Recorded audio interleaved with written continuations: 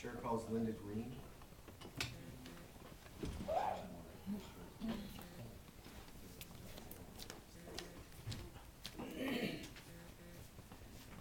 My name is Linda Green, and I'm here to represent myself, but I also work at the airport, and I am an airline agent. And I would say that probably 95% of all TSA agents are just doing their job. But there are another 5% who do abuse their authority. And I've had direct experience with this. My father, going through security, this was before enhanced pat-down was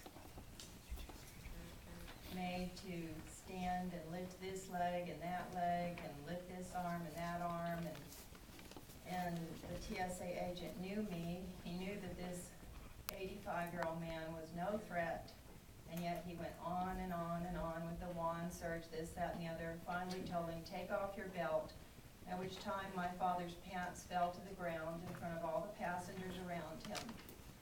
And again, humiliation, and not a way to treat an officer and a gentleman who had served in World War II, Vietnam, and Korea. And this kind of abuse and overuse of their authority needs to be kept in check somehow. And I think this is some kind of bill that might have an effect on those people who don't know where their authority ends. And a lot of us don't report the kinds of searches or harassment to TSA because we don't want to be put on some other kind of list and have future problems. When you call your congressman, it represents 4 or 5 other people. Well, I imagine when people don't contact the upper echelons of TSA, there's probably 7 or 8 people that had that experience as well that chose not to report it. And there are just some people whose jobs, I guess they've defined them as kind of like a police state, that's their job. And there have been situations which I can't reveal personally that don't have anything to do with pat-downs, but it exhibits the behavior that they have authorities that they define themselves, and it's not part of their jobs. And in some cases, I have reported this, but I think this bill is a good one, and that it needs to apply to those people who don't know what their job is, what their authority lies. And this might help out.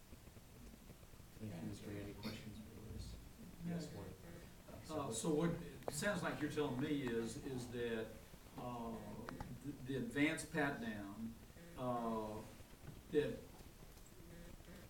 most of the TSA agents are not touching people's genitals and things like that, but that you're having a small percentage of them that are really going past certain boundaries and that kind of thing.